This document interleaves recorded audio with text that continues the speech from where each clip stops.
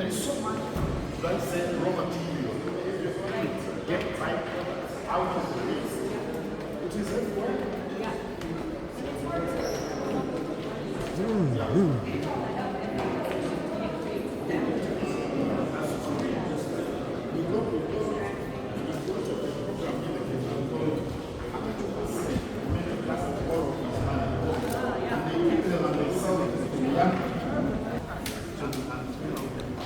So, what do we do? We start here. Where is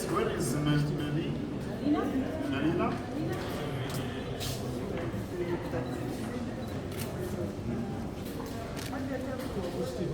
Melina, we're waiting for you. Yes. Oh, sorry.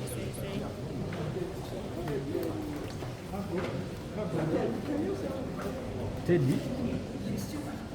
How do you pronounce your name?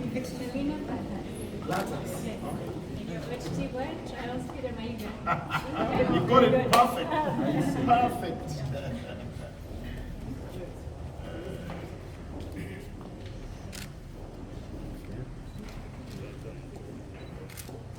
Smile. Give us a good smile. Even public square needs to smile. Where is Martin Barry?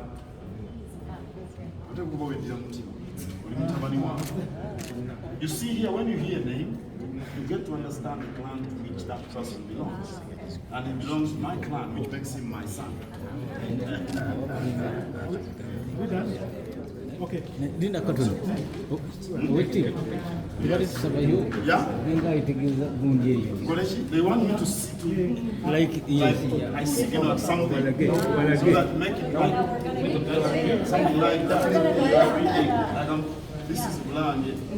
Ichigero is measurement. Ichigero is measurement.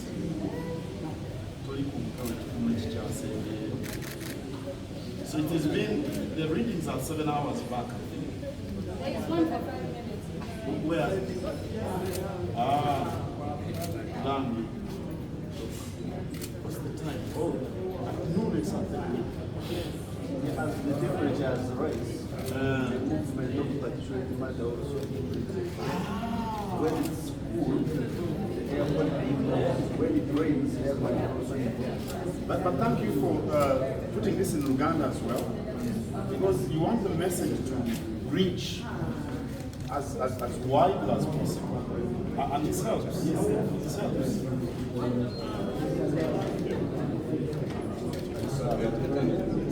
This is good.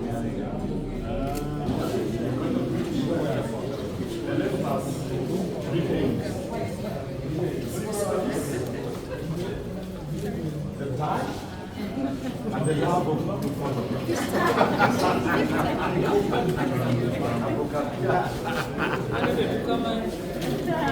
so that's what it is.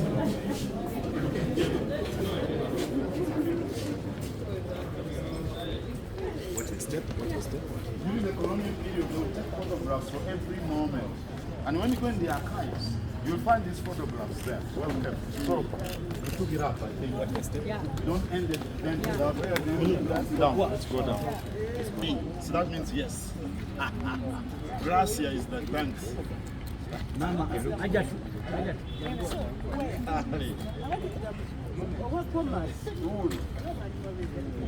They want, because of the way you dressed, they want you to be on the 15th February 2026 is a milestone in the sphere of environment management in Uganda.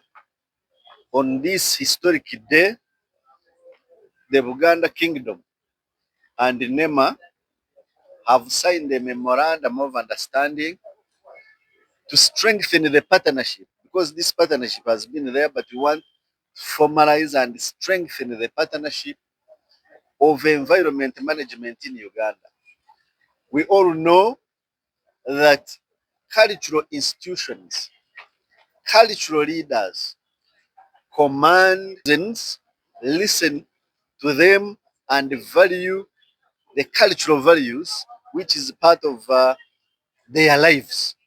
And so partnering with the government of the Kingdom of Uganda is going to play a significant role in convincing the subjects of the king or subjects of the Kabaka and all the people living in Uganda to value and respect environment, because environment is at the center stage of sustaining cultural values.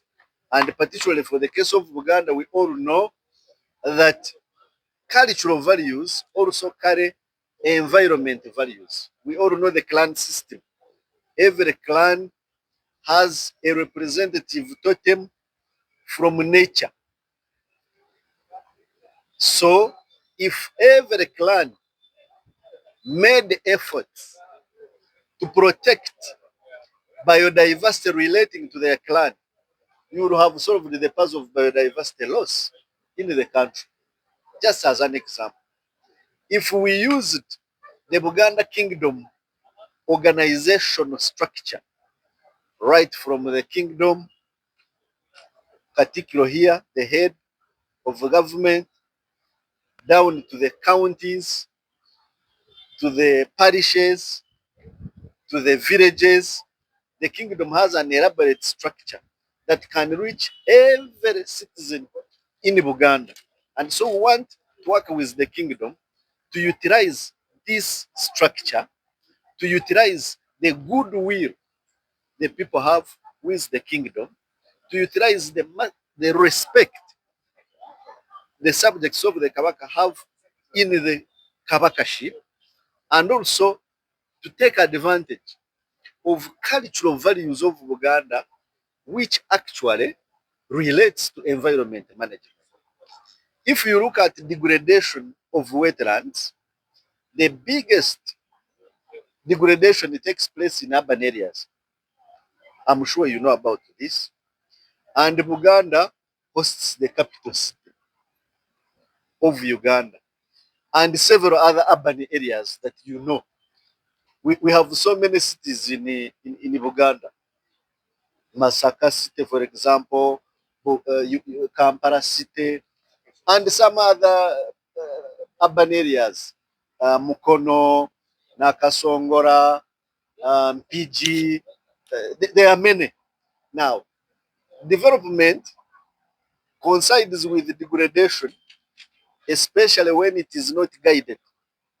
And because we have this pressure in the kingdom, if we do not take urgent steps, the kingdom will lose its environment and natural resources, which actually kingpins the cultural values of the kingdom.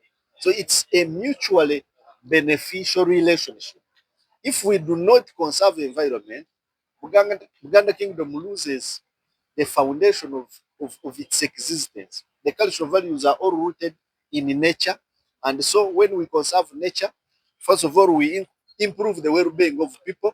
So we improve the well-being of the Buganda people. We improve revenue generation and wealth creation, because environment is the foundation of development. Talk about agriculture. You can't have agriculture minus environment, minus pollination. You can't have electricity minus water. So we cannot generate electricity if we do not have water. We can't improve the air we breathe if the wetlands are gone. We can't access clean water if the wetlands are gone. These benefits from environment are needed by everyone in Uganda, and certainly they are needed by Kabaka subjects. And so this memorandum is going to be a guide to guide our structured partnership with the kingdom, to sensitize everyone in Uganda, to restore environment in Uganda, to ensure compliance to environment laws and cultural values in Uganda, to protect natural resources and conserve them in Uganda. Take, for example, the Ekibira kya Kabaka, the wetlands in Uganda, Enyanja ya Kabaka. We are going to protect all those through this partnership. Mr. Idi, what message does NEMA carry with the translated environment laws? Because this seems to be the first of its kind in the country. Yes, NEMA believes that government alone cannot deliver sustainable environment management, it must be done with the people themselves. But for the people to do this, they must understand the values of the environment, they must understand what is at risk, what are the threats, they must understand the laws.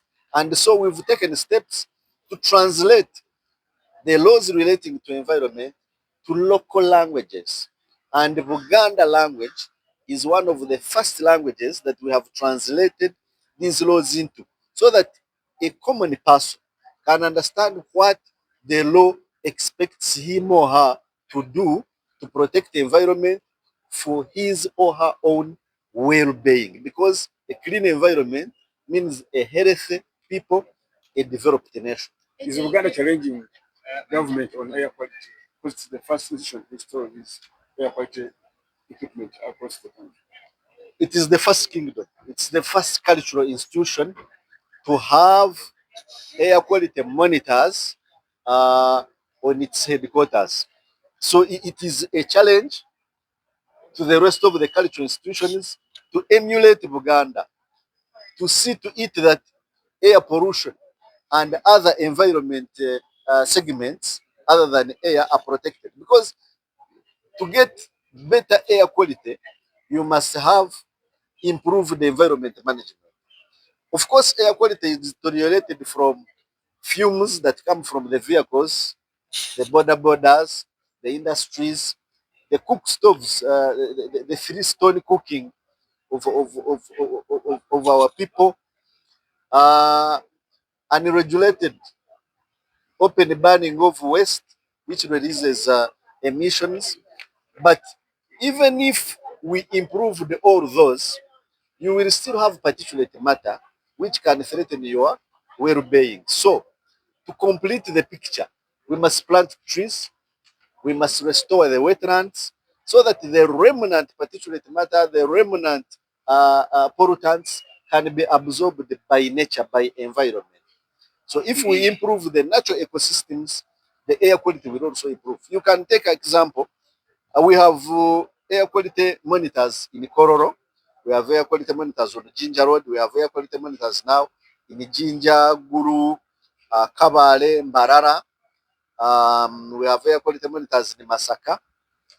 But the trend of readings show that where you have improved tree cover, the air quality is better. If you look at the air quality of Kororo, for example, you will find it better than the air quality of uh, Kawempe or Owino. We've also just seen here on the screen that the air quality of Busabara is green, if you've checked on the screen. Why? The lake, the wetlands around there, the green, that improves the air quality. So if we need better air quality, we must stop the source of emissions, which are the vehicles, which are the border borders, which are emissions from industries. But most importantly, we must improve the capacity of the environment to manage pollution. And that is through tree planting, wetland restoration, and clean cooking. Clean cooking. You have talked about the urban being more affected and also being more dominated by Uganda. How much have you as NEMA saved in Uganda and how much has been left? Number two, now that you've signed a memorandum of understanding with Uganda, what do you have to talk about Mali? Mabira, let me start with your first question. We've been working with the Buganda Kingdom and the people of Uganda to manage environment in Uganda.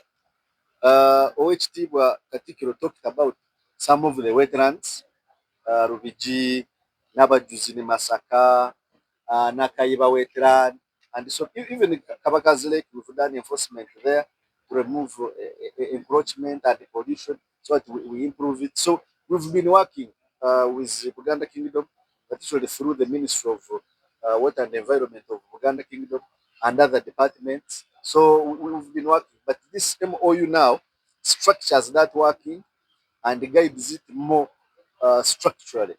It will enable us to mobilize resources together from government and development partners so that we can promote implementation of environment management programs in the Buganda Kingdom.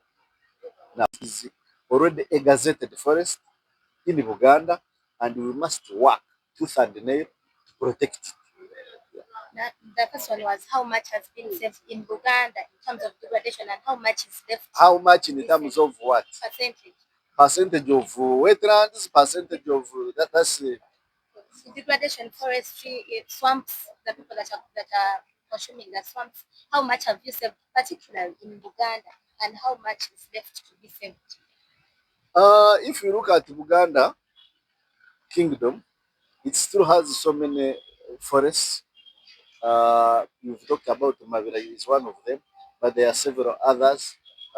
Even in Entebbe here, just near here, we have a forest there, and so many other forests. So I may not give you a percent to say we have saved this percentage of environment, but what I can say is, for example, wetlands generally in Uganda, we've seen now improvement from 8.9% in 2015 of intact wetlands to 9.3 now of intact wetlands, and Uganda has a significant share of these wetlands. Forest cover has been improving from only 9% in 2015.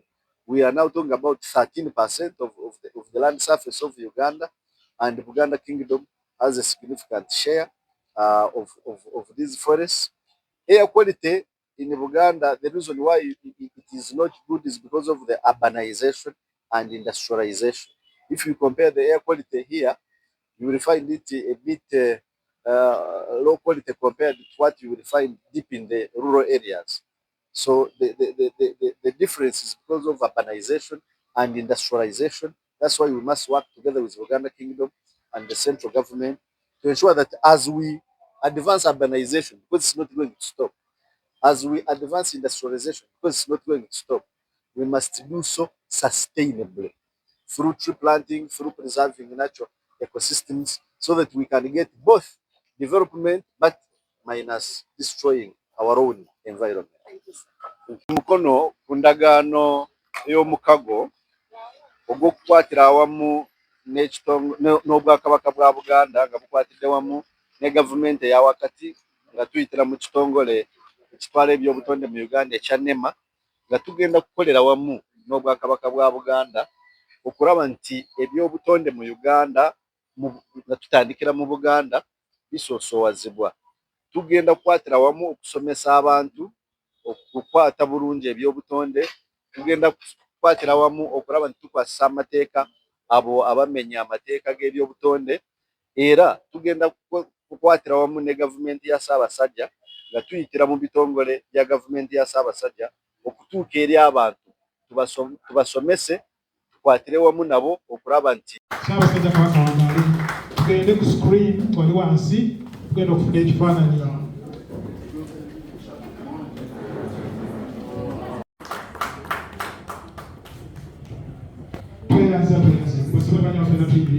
Let's all stand up for the anthems. Oh, he's going to sign. He's going to sign. Okay.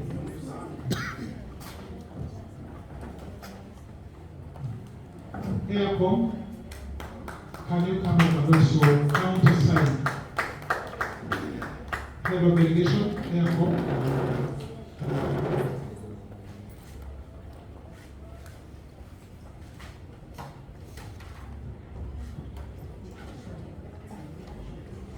Professor Rebecca, kindly would you come over to sign over?